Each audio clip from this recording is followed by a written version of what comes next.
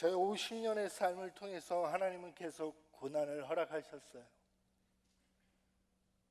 방금 전에 말씀드렸듯이 고난이 하나만 오면 그래도 견디기 쉬운데 고난이 연이어서 찾아오니까 참 힘들더라고요. 이왕 고쳐주실 거면 한 번에 내 믿음이 너를 구원하였다, 일어나 걸으라 하면 얼마나 좋겠습니까? 그러실 수 있는 분이잖아요.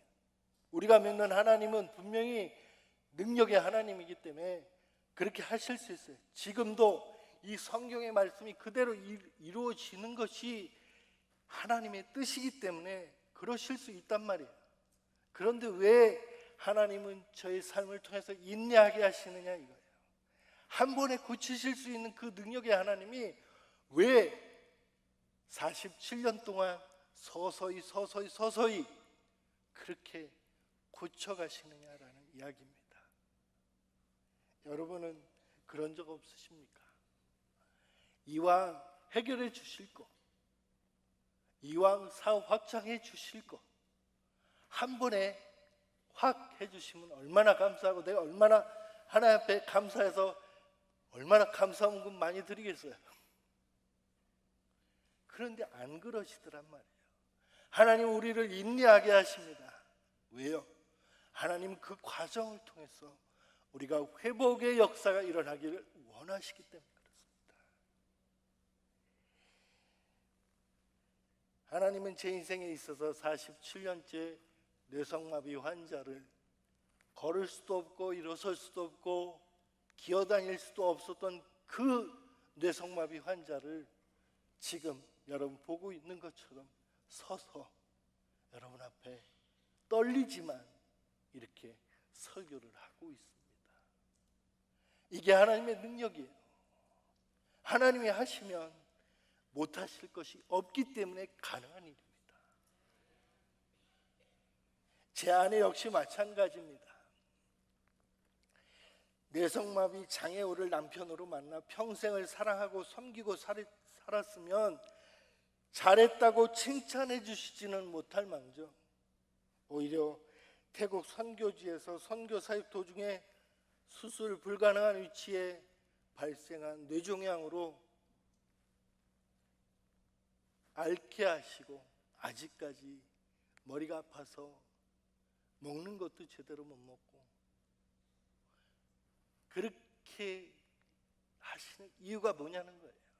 아니 더 나아가 하나님이 악하고 게으른 종아 내가 문 밖에서 슬피 울며 이를 갈미 있으리라라고 책망하시는 이유가 뭐냐는 얘기예요. 그래도 네가 나를 신뢰하겠느냐? 그래도 네가 나를 믿겠느냐? 라는 그 말을 할 때는 하나님 저한테 너무 하시는 거 아닙니까? 라는 고백이 흘러나올 수밖에 없어요.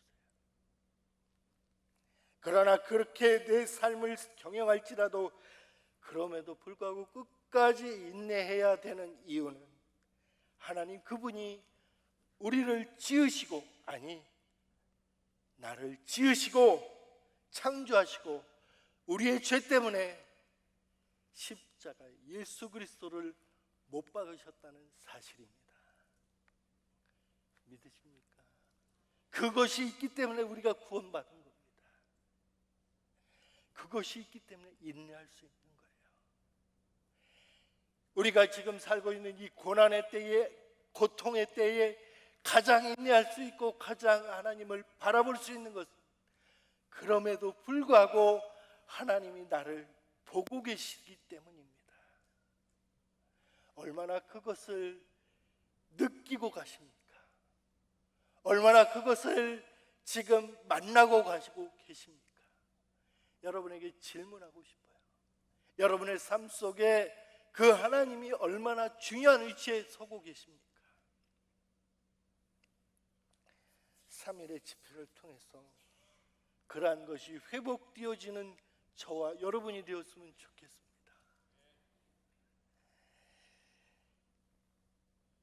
하나님은 저의 인생을 통해서 오직 하나님 한 분만을 자랑하기를 원하십니다.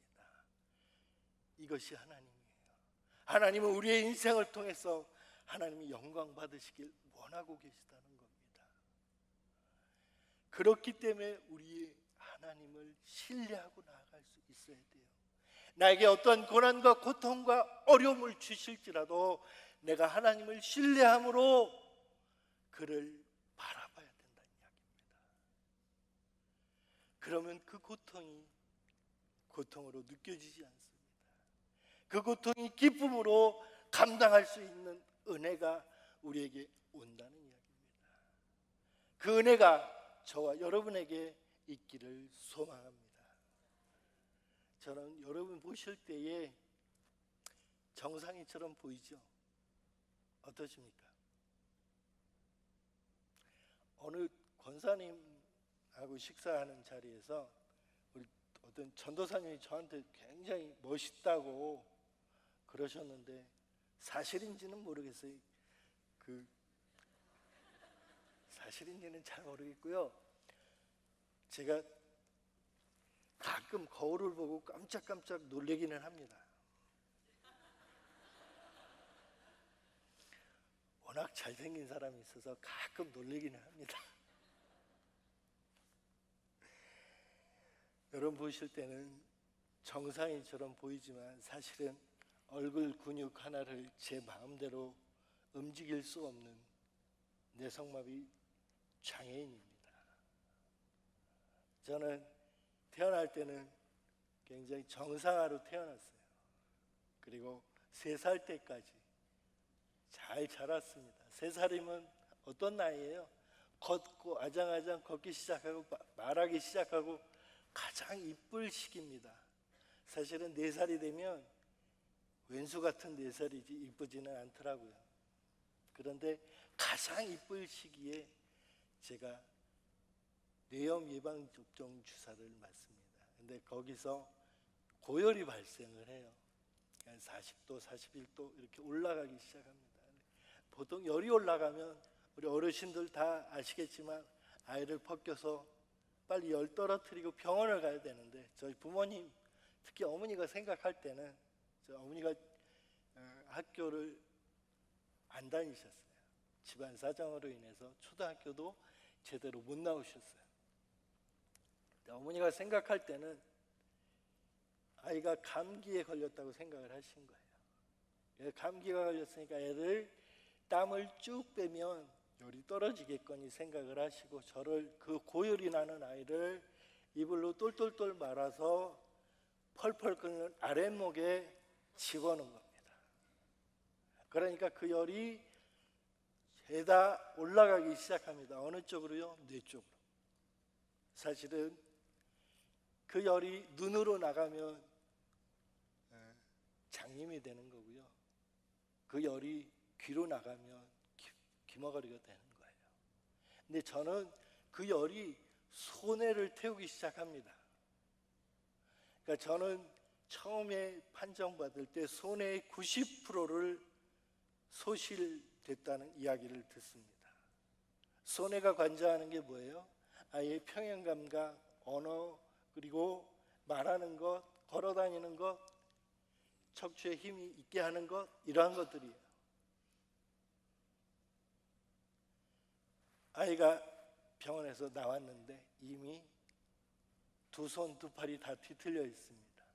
그리고 한쪽 입술이 오른쪽으로 올라가 있고 한쪽 입술은 왼쪽으로 돌아가 있어요. 말도 못합니다. 아이를 앉혀놓으려고 앉혀놓으면 아이가 척추에 힘이 없어서 뒤로 꽈당 넘어갑니다. 저는 그때부터 앉아있지도 못하고 누워있지도 못하고 말하지도 못하고 항상 그렇게 있는 그 자리에 있게 됩니다. 제 등에는 항상 욕창이 있었어요. 그게 3살 때 일이에요. 근데 그때 당시에 저희 부모님이 철저한 불교 신자셨어요. 그래서 아이를 낳게 하려고 온갖 방법을 동원하기 시작합니다. 좋다는 약이란 약은 어디서 그렇게 구하셨는지 다 구해오십니다. 아마도 바퀴벌레 빼놓고는 제가 다 먹은 것 같아요. 응가 빼놓고는 아마 제가 다 먹은 것 같아요. 그래서 지금도 굉장히 건강합니다. 그런데 낫지를 않아요. 전혀 차도가 나지 않습니다. 그리고 저는 경직성 뇌성마비입니다. 온몸이 경직되어가는 경직성 뇌성마비입니다. 지금도 긴장을 하거나 이렇게 많은 사람들 앞에 서면 제가 상당히 떨리면서 경직이 됩니다. 근데 안 떠는 것 같죠? 굉장히 떱니다. 그런 경직성 뇌성마비니까 어떻게 해야 되냐면 저는 몸을 풀어야 돼요. 물리치료로 제 몸을 계속 풀어줘야 돼요. 근데 그 물리치료가 죄송한 표현입니다만 죽기보다도 싫을 정도로 아픕니다. 온몸을 쥐어짜야 됩니다. 그 일주일에 어떤 때는 2-3번, 어떤 때는 1번 이렇게 받습니다. 그러고 살아가는 거예요. 그런데 무당을 불러서 구슬합니다. 안 납니다. 전혀 차도가 없습니다. 그래서 저는 제가 인식하기 시작할 때부터 제가 빨리 죽어야 이 모든 고통이 끝나겠구나. 내가 죽는 길이 내가 사는 길이다 라고 생각을 했어요. 그렇게 죽음만을 생각했던 죄인 중에 괴수 같은 사람이었습니다. 그런데 불행인지 다행인지 모르겠으나 저의 대뇌 기능에는 전혀 문제가 없었어요.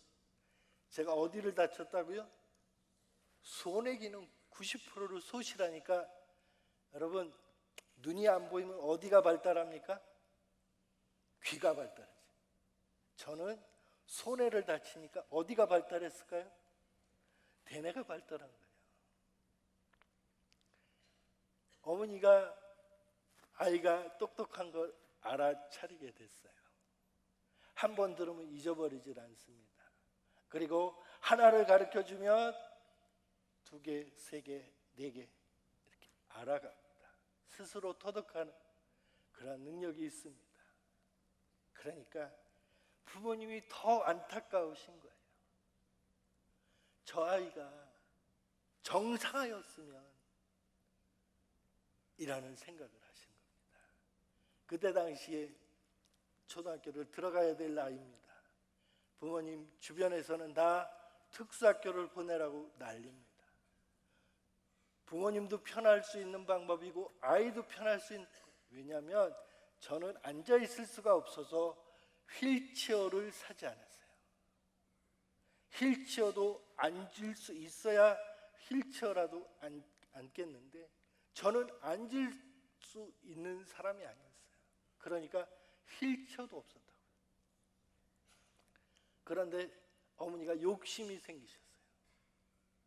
얘가 사람 구실을 하게 만들려면 일반 학교 보내서 대학교를 보내야 되겠다라는 생각을 하신 거예요. 좋은 대학교. 그래서 당시 초등학교 교장 선생님을 찾아갑니다. 그래서 싸웁니다. 받아주시라고. 받아만 주면 공부 가르치는 건 우리가 알아서 할 테니까 받아만 주시라고. 안 된다고. 특수학교 보내시라고. 아니요, 받아만 주십시오. 그래서 저를 싸워서 그러면 한 달만 적응하는지 못하는지 초등학교 1학년으로 집어넣습니다. 어머니가 아침이 되면 저를 들쳐 업습니다.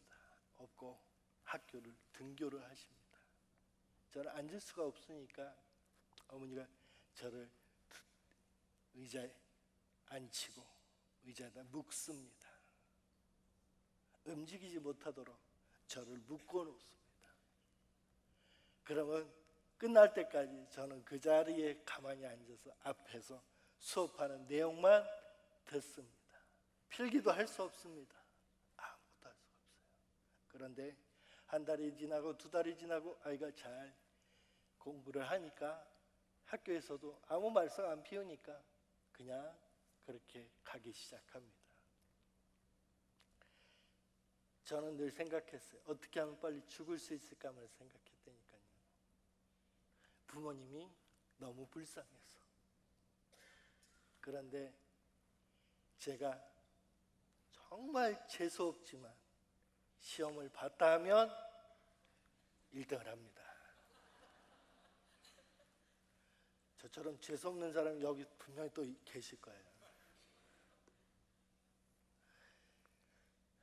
제가 글씨를 못 쓰니까 저희 어머니는 초등학교도 못 나왔는데 그걸 아시니까 옆에서 어머니가 제 말을 알아듣는 사람 우리 어머니밖에 없으니까 어머니가 옆에서 시험을 대신 제가 불러주는 대로 쓰는 거예요. 그래서 시험지를 내면 1등을 합니다. 제가 1등하기 싫은데도 1등을 합니다.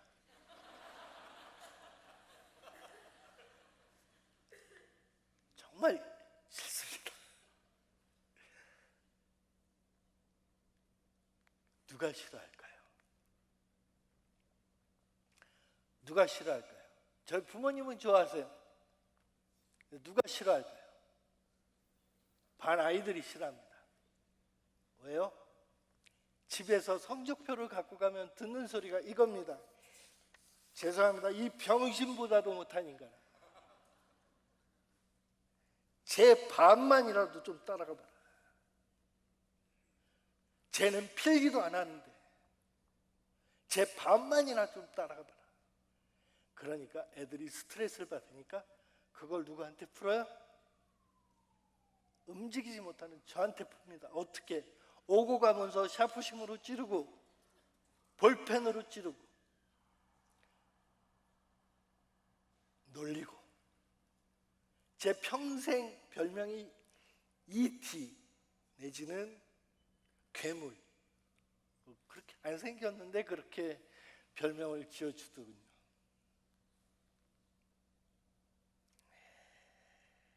그래서 저는 평생 친구도 없이 그 고난과 고통에서 나를 구원해 줄 수 있는 길은 죽는 것밖에 없다라는 생각을 했습니다. 그런데 그를 실행할 수 있는 조건이 없어요. 제가 제 몸을 그을 수 있어야 제가 제 몸을 스스로 죽이죠. 그것도 안 되는 거예요. 그러던 제가 6학년 때 되니까 저는요 1학년 때부터 5학년 때까지 짝꿍이 없었어요. 왜 짝꿍이 없었냐면 저랑 짝이 되면 그 아이가 그 다음 날이 뭐야? 그날로 담임 선생님을 찾아가서 선생님 저 쟤랑 절대 짝꿍하기 싫습니다. 바꿔주세요. 그래서 저는 평생은 아니지 5학년 때까지 친구가 하나도 없었어요. 그런데 6학년이 됐습니다. 초등학교 6학년이 됐는데 그때도 첫날이에요. 방 배정받고 첫날 그렇게 앉아있는데 제 옆에 짝꿍이라는 아이가 앉게 됩니다. 이 아이는 저한테 말을 걸기 시작합니다.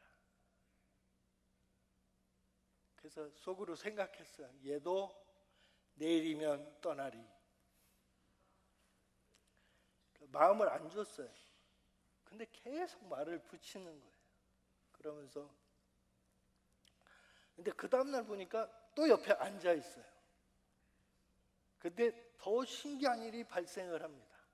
얘가 갑자기 노트를 2권을 딱 피더니 자기 노트 필기를 열심히 하더니 그거를 또 한 번 써요. 뭐 하나 봤더니 저를 위해서 필기를 해주기 시작합니다. 사실 저는 필기가 필요 없는 사람이에요.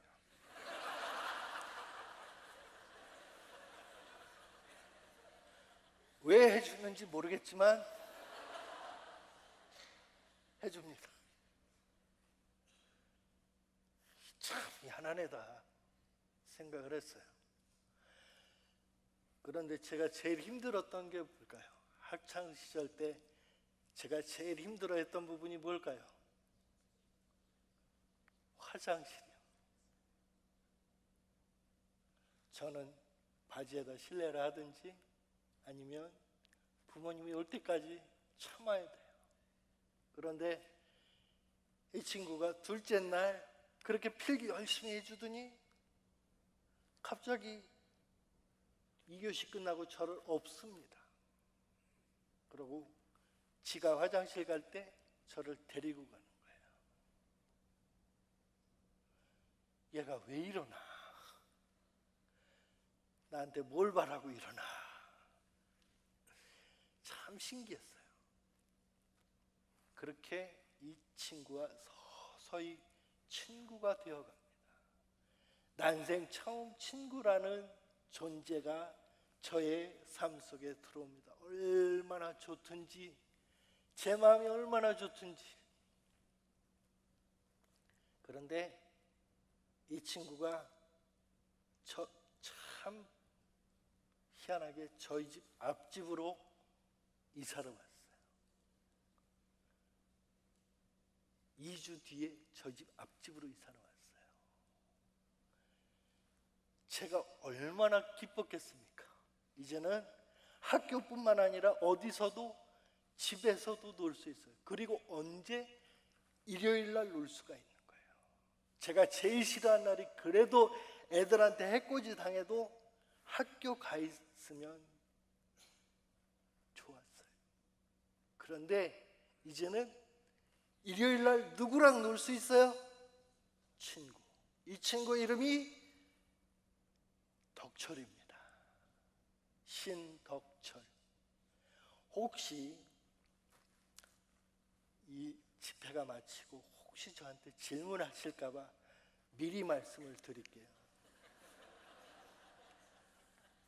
이 친구 지금 장로님으로 잘 섬기고 있습니다. 그리고 저랑 연락 잘 합니다. 그 친구 지금 어떻게 됐어요? 이렇게 질문하셨어요.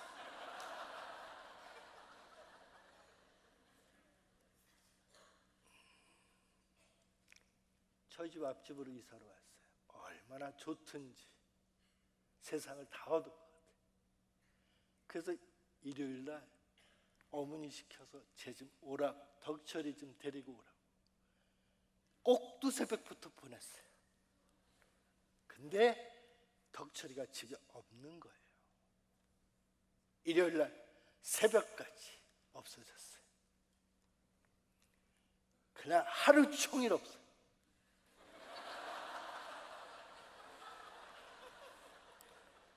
어디 가서 뭘 하는지. 그래서 그 다음날 월요일 날 학교 가자마자 물어봅니다. 덕철아, 그때 제 말을 알아듣는 사람이 덕철이하고 저희 어머니였어요. 얼마나 배려심이 많은 아이냐면 제 말을 알아들으려고 굉장히 애를 많이 썼어요. 막 안 되는 말을 해가면서 입술이 완전히 왼쪽하고 오른쪽으로 돌아가 있으니까 말이 제대로 안 나오잖아요. 근데 그 말을 알아들어요.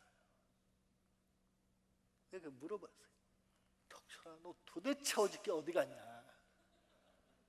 너랑 놀고 싶어서 하루 종일 기다리다 눈 빠지는 줄 알았다. 그랬더니 갑자기 제 뒤틀어진 왼손 오른손을 딱 잡습니다. 그러고 이렇게 이야기를 합니다. 수영아, 내가 너한테 꼭 소개시켜주고 싶은 사람이 합니다. 네가 그 사람을 만나면 네 인생이 변할 거다. 네가 그 사람을 만나기만 하면 너에게도 삶의 목적이 생길 거고 목표가 생길 거고 하면서 예수 그리스도를 소개하기 시작합니다. 차근차근 예수가 어떤 분인지 설명하기 시작합니다. 저는 다른 이야기는 안 들어옵니다. 하나, 교회 가서 예수 만나면 내 인생에도 목적이라는 게 생긴다는 그 말, 그리고 덕철이가 믿는 사람이기 때문에 그분이 누구신지 만나봐야 되겠다라는 생각이 가슴에 확 들어왔어요. 도대체 누구길래 얘는 이렇게 다르게 행동할까? 얘가 말하는 예수라는 사람이 누구길래 이 아이는 다른 아이들과 다르게 행동할까? 그래서 그래, 가자, 교회 나갈게, 너 따라서 내가 나갈게 하고 그날부터 교회 다니기 시작합니다. 할렐루야. 여러분, 제가 가는 곳마다 간증할 때마다 이 이야기를 하는 이유가 있습니다. 우리의 삶 가운데 예수의 향기가 덕철이처럼 흘러나오지 않는다면 우리는 하나님을 다시 한번 생각해 봐야 됩니다. 우리의 삶 속에 예수의 향기로 흘러 넘치지 않는다면 여러분 생각해 보십시오. 6학년입니다. 13살 어린 나이입니다. 그 아이가 믿음이 있으면 얼마나 있을 거고 은혜를 받았으면 얼마나 받았겠습니까? 그럼에도 불구하고 움직이지 못하는 아이를 예수 믿게 하려고 그가 했던 행동들을 보십시오. 그리고 여러분의 행동을 한번 생각해 보시길 원합니다. 여러분의 모습을 보고 누군가 저분 집사님 같다, 저분 권사님 같다, 저분 장로님이 확실하구나, 이래야 되지 않겠습니까? 저 집사님은 뭐 때문에 저렇게 손해를 보고 나한테 이 물건을 팔까? 저분이 누구시길래 이렇게 손해보고 나한테 이런 일을 해주실까? 그런 의문이 들어야 되지 않겠습니까? 그럴 때 예수를 전하면 여러분, 그게 전도입니다. 그게 복음을 전하는 거예요. 우리의 삶 가운데 이런 복음의 능력이 임하기를 간절히 소망해 봅니다. 저와 여러분의 삶 속에 이 능력의 하나님이 함께 하기를 원합니다. 그래서 덕철이와 같은 수많은 사람들이 구원의 놀라운 은혜를 전파하는 역사가 오늘 이 베들하님 교회에 앞으로 날마다 이어지기를 간절히 축원합니다. 그렇게 해서 저는 그 다음 주부터 교회를 다니기 시작합니다. 한 주 다니게 되는데 저에게 믿음이 들어오기 시작하는 거예요. 그리고 하나님을 믿고 구원을 받게 됩니다. 확 들어왔어요. 믿음이 하나님이 확 들어와 버렸어요. 근데 제가 아까 뭐라 그랬죠? 저희 집안이 뭐라고요? 그것도 그냥 불교 집안이 아닙니다. 철저한. 저희 어머니가 매월 초하루가 되면, 음력으로 초하루가 되면 온몸을 깨끗하게 씻으시고 첫 번째 옷을 입으시고 관악산 꼭대기까지 아무도 걷지 않는 첫 길을 올라가셔서 108배를 하셔야 직성이 풀리시는 분이셨어요. 그런데 그분에게 있어서 두 종교, 한 집안의 두 종교 가능할까요? 안 할까요? 절대 가능하지 않습니다. 제가 하나만 더 질문하겠습니다. 그 전까지 제가 부모님한테 맞아봤을까요? 안 맞아봤을까요? 제 질문의 정답은 늘 2번입니다. 고민하지 마세요. 안 맞아봤어요. 때리질 않죠. 그런데 제가 교회 나간다는 사실을 안 그날부터 저를 비 오는 날 모 패듯이, 아니 복날 모 패듯이 팹니다. 교회 나가지 말라고. 그런데 맞으면서 제가 드는 생각이 있습니다. 엄마가 예수를 모르기 때문에 저러는 거야. 엄마가 예수 믿게 되면 엄마도 변할 거야. 맞으면서 기쁩니다.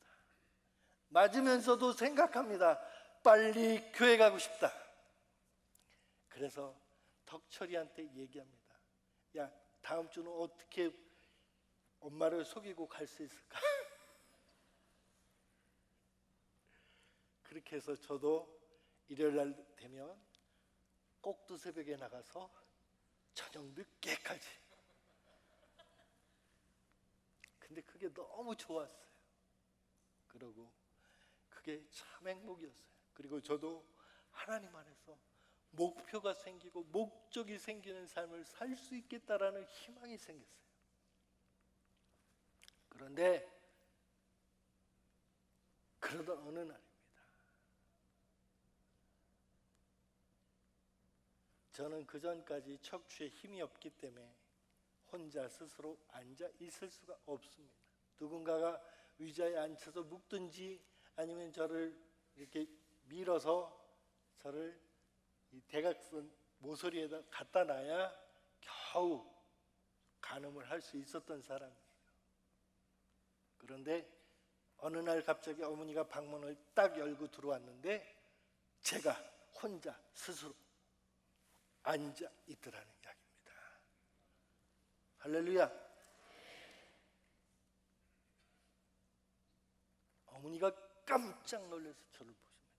어머니가 앉힌 게 아니에요. 혼자 스스로 앉아 있었어요. 어머니가 깜짝 놀라서 가만히 보니까 돌아갔던 입술이 약간 돌아온 것 같아요. 그리고 몸을 살펴보기 시작합니다. 그랬더니 뒤틀렸던 손과 발이 약간 돌아온 것 같아요. 할렐루야. 어머니가 너무 신기해서 저를 보고 또 보고 하셨겠죠. 근데 그때에 저희 어머니에게도 믿음이 들어간 거예요. 할렐루야. 어떤 믿음이요? 이러한 믿음. 얘가 교회 나가니까 애가 낫는가 보다. 이걸 입으로 시인을 해버리셨어요. 수영아, 네가 교회 나가고 나니까 네 몸이 지금 회복이 되는 것 같다. 이렇게 말씀을 하신 거예요. 근데 어머니가 그때 만약에 생각을 해봅니다. 만약에 그때까지 먹었던 그 수많은 약재와 그 수많은 구판과 그 수많은 물리치료와 이런 거를 생각했다면 아마 제가 이 자리에서 이러한 간증을 하지 못했을 수도 있습니다. 그런데 어머니가 입으로 이렇게 시인을 합니다. 수영아, 네가 교회 다니고 나니까 네 몸이 회복되어지는구나. 이제부터는 너는 교회 열심히 다녀라. 나는 열심히 절로 갈게.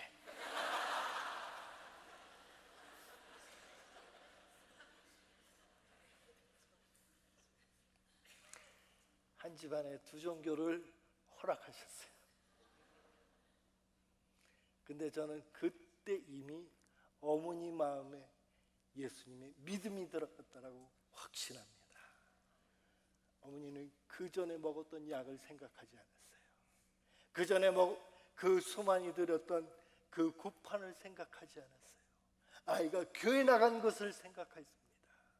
이미 믿음이 들어간 겁니다. 그러고 나서 1년 뒤에 어머니가 예수 믿게 됐고, 지금은 권사님으로 저의 가장 든든한 기도 후원자로 지금 열심히 기도하고 계십니다. 지금 이 집회를 위해서 얼마나 또 눈물 뿌려 기도하실지 모르겠어요. 아무튼 그렇게 해서 제가 교회를 열심히 다닐 수 있게 된 겁니다. 그 후로 몸의 상태가 좋아지기 시작합니다. 점점 좋아집니다. 허리에 힘이 들어가고 뒤틀렸던 손과 발이 제자리로 돌아오기 시작하고 돌아갔던 입술이 제자리를 잡아가기 시작합니다. 의사들도 믿을 수가 없답니다. 이해할 수가 없답니다. 중요한 것이 있습니다. 저의 상태를 단번에 고쳐주신 것이 아니라는 겁니다. 제가 처음에 말씀드렸듯이 그렇게 아주 서서히 고치는 중에 끊임없이 인내하게 하셨습니다. 때로는 아프고 힘들고 어려워서 물리치료를 포기하고 싶을 때가 있었습니다. 그러나 저는 지금도 믿습니다. 그 물리치료가 저를 치유한 것이 아니라 하나님이 저를 치유하셨다는 겁니다. 하나님의 능력의 장중 안에 붙들린 바 되니까 이렇게 나아서 걷고 말하고 여러분 앞에 서서 간증할 수 있게 되었다는 사실입니다. 하나님의 능력이라면 단번에 고치실 수 있을 것인데 왜 아주 서서히 이렇게 고통스러운 가정 가운데 저를 고치셨을까요? 그것은 인내를 통해서 하나님을 더욱 기억하시길 원하시기 때문이라고 믿습니다. 여러분 기억하십시오. 여러분의 그 고통스러운 과정 가운데 하나님을 기억하시기를 원하시는 하나님의 마음이 있다는 것을 기억하셔야 됩니다. 하나님, 내가 고통스러워요. 하나님, 이 고난을 좀 치워주세요. 예, 물론 그 기도도 드려야 됩니다. 하지만 하나님, 내가 이 고난을 통해서 하나님 아버지 되심을 잊지 않게 해주십시오. 내가 아버지 되심을 만방에 선포하게 해주십시오. 그렇게 기도해야 됩니다. 그래야 그 고난이 지나고 회복이 되었을 때 하나님 앞에 부끄럼 없이 하나님, 내가 승리했습니다.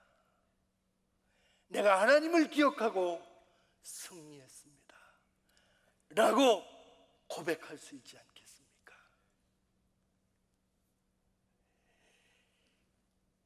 저의 삶 가운데 때로는 교회에서조차 받는 장애인으로서의 동정과 멸시의 눈초리, 그런 것들이 저에게 깊은 상처를 냅니다. 그럼에도 불구하고 포기할 수 없었던 것은 예수님이 나의 죄악 때문에 말할 수 없는 고난과 죽음까지도 감당하셨다는 사실입니다. 여러분의 고난이 아무리 심하다 할지라도 예수님의 십자가의 고난에 비견하겠습니까?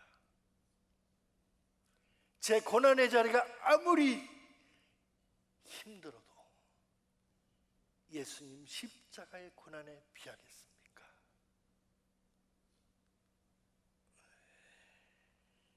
사실 모든 사람은 하나님이 주시는 행복을 누리며 살 권리와 특권을 가지고 있는데, 행복하기보다 저와 같이 고통과 어려움을 당한 사람들이 의외로 많습니다. 그런데 이런 고통의 문제가 단지 오늘날의 문제로 끝나는 것이 아니라는 사실입니다. 이 고통의 문제는 매일매일 있을 겁니다. 앞으로도 영원까지 없어지지 않을 겁니다. 그렇다면, 그것이 현실이라면 그 안에서 믿음으로 승리하며 하나님만 바라볼 줄 아는 시선이 우리에게 있어야 되지 않겠습니까? 그것이 기쁨과 평안이지 않겠습니까? 오늘 우리가 읽은 본문 말씀의 이야기는 예수님의 사명선언의 본문입니다. 왜 예수님께서 이 세상에 오셨는가를 밝히는 내용이에요. 우리 본문 18절 19절을 한번 보겠습니다. 보면 주의 은혜를 18절 주의 성령이 내게 임하셨으니 이는 가난한 자에게 무엇을? 포로된 자에게 자유를, 눈먼 자에게 다시 보게 하시고 눌린 자를 자유케 하신다고 분명히 말하고 있습니다. 여러분, 예수님이 이 땅에 오셔서 하신 일을 한 단어로 표현하면 뭐라고 표현하시겠습니까? 어떤 사람은 전도라고도 하고, 어떤 사람은 사랑이라고도 하고, 어떤 사람은 은혜라고도 이야기합니다. 많은 사람들이 이야기합니다. 그러나 저는 회복이라고 이야기를 드리고 싶습니다. 하나님이 우리에게 예수 그리스도를 보내신 이유는 원래 상태로 돌려놓기 위한 것입니다. 그럼 원래 상태가 무엇입니까?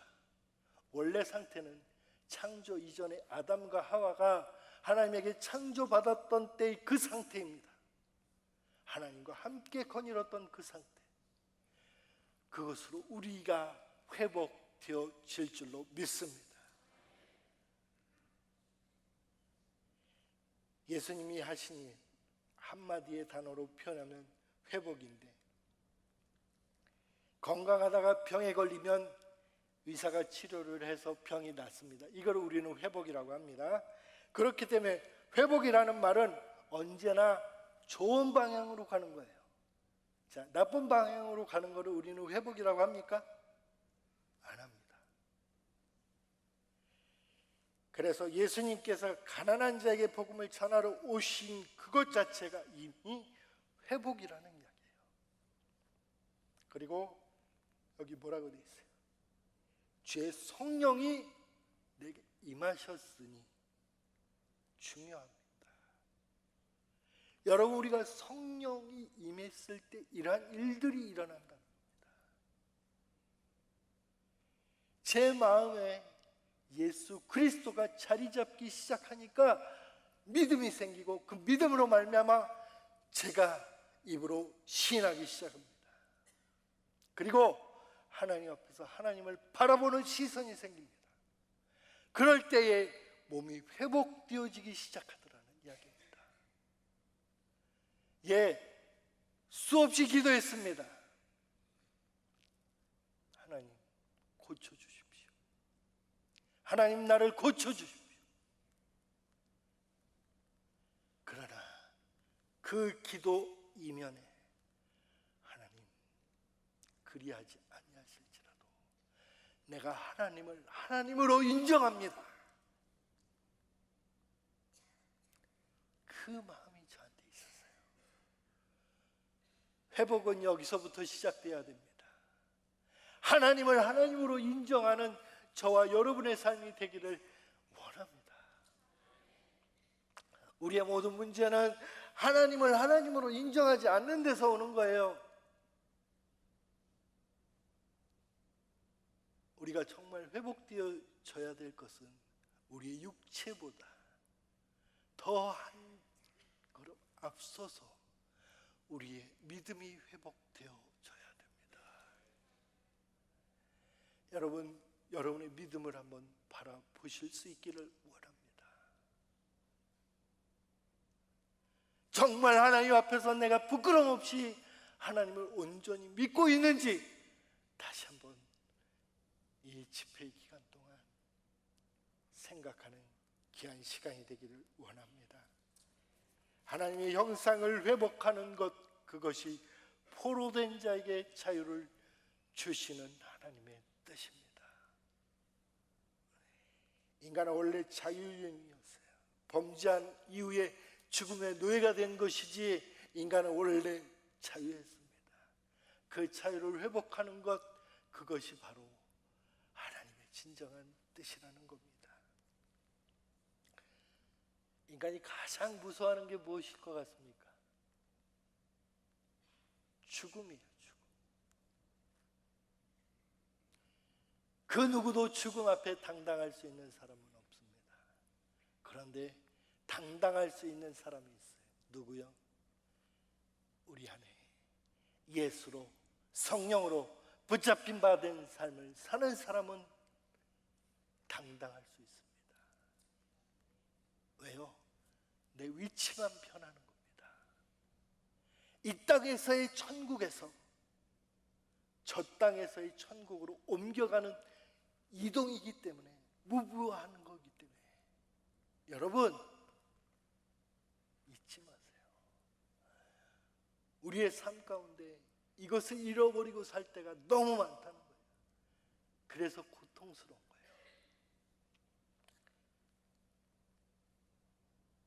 죽음의 사슬에 묶여있는 사람을 회복시키기 위해 예수님이 오신 것처럼 우리가 그분을 온전히 신뢰하고 나아갈 수 있기를 원합니다.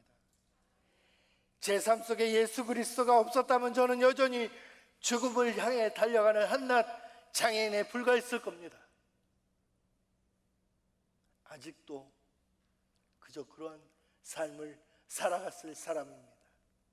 그러나 한 사람의 전도로 예수를 구주로 믿게 되고 그 예수님으로 말미암아 저의 몸을 회복시킨 것처럼 예수님은 우리들의 육체를 지금 회복시키기를 원하십니다. 사람은 영적인 존재입니다. 하나님을 알고 하나님을 볼 수가 있습니다. 그러나 죄를 지음으로 말미암아 그 눈이 어두워진 거예요. 그러면 어떻게 해야 되겠어요? 제가 예수 믿고 나서 제일 먼저 한 것이, 예수 믿고 나서 예수님을 알게 되니까, 교회를 나가기 시작하니까 제가 얼마나 하나님 앞에 죄를 많이 졌는지, 특히 어머니한테 얼마나 큰 죄를 지었는지를 알게 되겠더라고요. 저는 정말 아나무인이었어요. 왜냐하면 장애우, 특히 저같이 거의 독자같이 키워지는 장애인의 부모는요, 죄인이에요, 죄인. 그러니까 어머니를 종 부리듯이 했어요. 그게 당연한 줄 알았어요. 근데 그게 너무 큰 죄악이었어요. 그리고 죽음을 생각했던 것이 그렇게 하나님을 믿고 나서 얼마나 회개를 해야 되는 큰 죄인지를 알게 됐어요. 그래서 예수 믿고 나서 회개 기도를 그렇게 열심히 했습니다. 하나님, 저 같은 죄인도 용서해 주시겠습니까? 하나님, 제가 이러한 죄도 짓고 이러한 죄도 짓고 제 생각으로 이렇게 제 자신을 죽여갔습니다. 하나님, 이러한 죄인도 받아주시겠습니까? 저를 용서해 주십시오.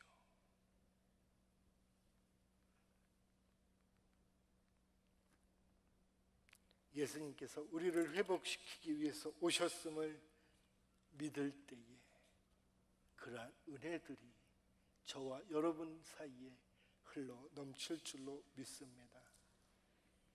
예수님은 우리의 육체를 지금도 회복시키시기를 원합니다. 저를 회복시키신 하나님은 여러분들도 회복되어지기를 원합니다. 여러분, 우리의 육체는 분명히 믿기만 하면 하나님 안에서 고쳐질 줄로 믿습니다. 회복될 줄로 믿습니다. 그 하나님은 저만의 하나님이 아니기 때문에 그렇습니다. 우리가 믿는 하나님이 다릅니까? 아니요, 같습니다. 그 하나님은 6,000년 전에 역사하셨던 그 하나님은 지금도 역사하십니다. 우리가 믿느냐 믿지 못하느냐, 거기에 믿음의 무게가 달려있다고 저는 확신합니다. 여러분, 기도로 승리할 수 있기를 원합니다. 어떤 기도요? 먼저 하나님 앞에 우리의 죄악된 모습들을 다 내려놓을 수 있기를 원합니다. 제가 그랬던 것처럼 회복이 되려면, 몸이 회복되고 삶이 회복되고 영이 회복되고 꿈이 회복되려면 먼저 하나님 앞에 자복하는 시간이 필요합니다. 오늘 이 시간 그 시간이 되기를 원합니다. 우리의 지난 날을 회상해 보세요. 하나님을 믿지 않았을 때를 회상해 보십시오. 아니요, 하나님을 알고 있음에도 하나님을 하나님으로 인정하지 않았던 우리를 기억할 수 있기를 원합니다. 하나님이 뇌성마비 환자를 일으켜 세우셔서 이 자리에 세우신 것처럼 여러분의 삶 가운데 여러분의 육체의 질병을, 여러분의 몸의 질병을 회복시키셔서 하나님 앞에 가게 하실 걸로 확신합니다. 그 하나님을 찬양하길 원합니다. 그 하나님을 3일 동안 같이 바라보기를 원합니다. 그 회복해 하시는 능력이 지금 우리 가운데 역사하시기를 원하십니다. 그러므로 우리는 하나님의 능력을 지금 간절히 사모해야 합니다.